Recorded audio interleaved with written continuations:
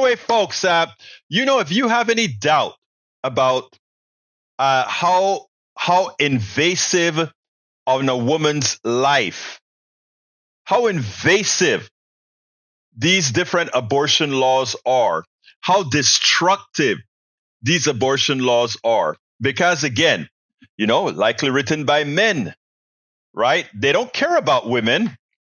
These troglodytes, which is what you have to consider them, who get upset when you tell them, hey, ladies, don't forget, you don't need your husband's advice to go ahead. You definitely don't need your husband's advice to go ahead and vote appropriately. You don't. You can go ahead and vote your conscience. I want you to listen to what happened to this young lady, and then we'll take it on the other side.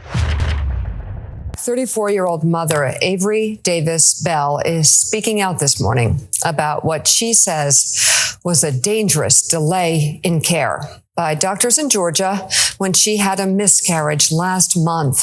Bell was losing massive amounts of blood, and her baby was not going to survive.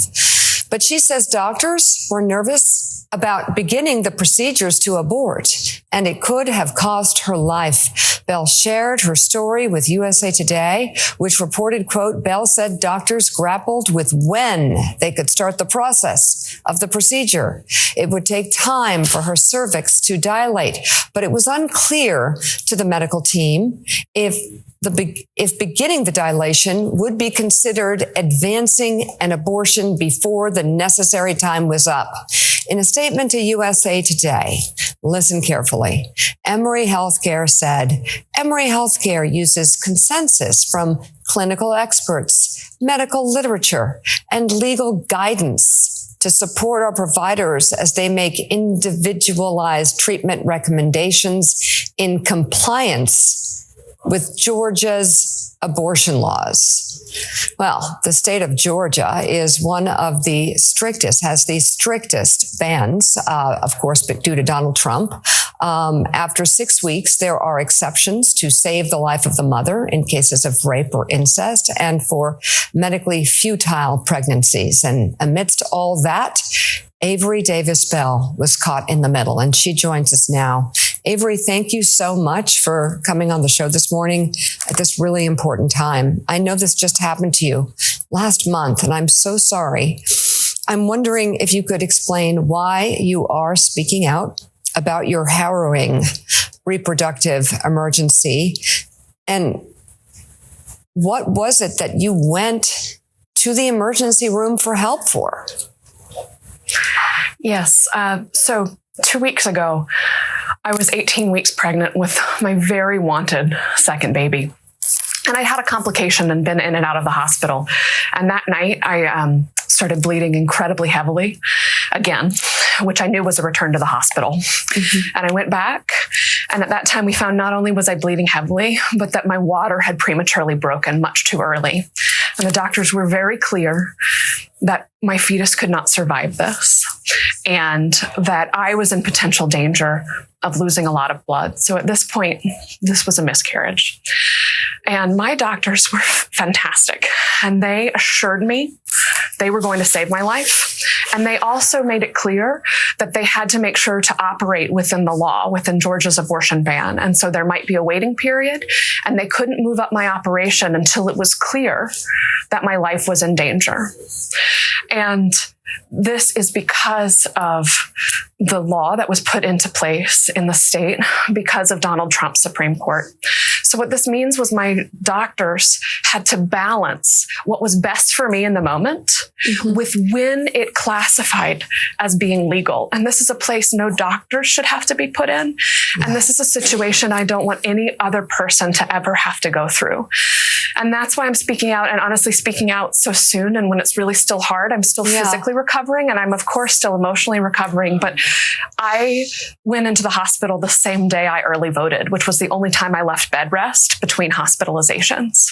And so I had to speak out now because we are in the middle of a decision point where we can go in one direction with Kamala Harris and have our rights restored and protected and elevated, or we can go in another direction and bans like this can become more common across the country, and more women and people and mothers of children will be living as if we were with 200 years ago, when many of us would have survived childbirth, and many of us would have died. And so that's why I'm trying to share my story, even though it's not how I would rather be spending my time.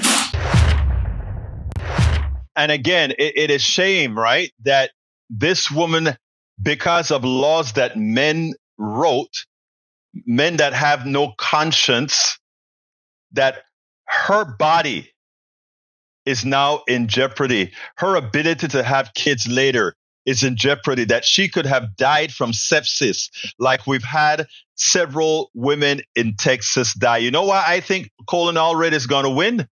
Because a lot of women are going to say, my God, if Texas's laws stay the way it is, it means that my daughter in Texas, if I don't have the money to send her to New Mexico, if I don't have the money to send her to Pennsylvania, if I don't have the money to send her to New York, she could die from sepsis if she gets pregnant and has a problem. Because we know the Texas legislature, unless it were to miraculously turn Democratic, that they're not going to change the law. So we need a Colin Allred in Washington, so that he can be a part of the Kamala Harris team to sign the bill that reinstates Roe v. Wade, instead of being done from the judiciary, being done as practical law. That is what we're talking about, folks. That is why these elections are so important. That is why Kamala Harris is going to win. And that is why Colin Allred has a good possibility of winning right here in Texas. That is why Sherrod Brown has a good possibility of holding on to that office in Red, Ohio. And that is why John Tester has a possibility of holding on to that red state in Montana. So, folks, let's be clear. You have a lot of work to do. For those of you that are listening to me in Montana, those of you that are listening in Ohio, whether you're Republican or Democrat or whatever, you have a lot of work to do. You must get these people elected to save your daughter's life. You must make sure that Donald Trump doesn't get elected, lest your daughter will remind you that you chose somebody who would have abused her, somebody who would have violated her. And you have taught your son that violating a woman, that raping a woman is okay. That's what a vote for Donald Trump says. That is what, if you are voting for Donald Trump, you're telling your kids, you're telling your relatives, you're telling everybody in your domain, it is okay for them to do the things that Donald Trump have done. We spend a lot of time deconstructing the news, trying to parse it into a form that everybody can understand. We try to find those little nitpicks where it flies above the fray, etc. If you really like these videos that we do, I want to ask a big favor. Please go ahead. Number one, subscribe to our channel. And number two, please join if you can. Thank you so kindly for watching. Keep watching. Please remember to share. We must populate the entire internet with our progressive message, a message that we know is what most Americans say that they want. So help us, please join.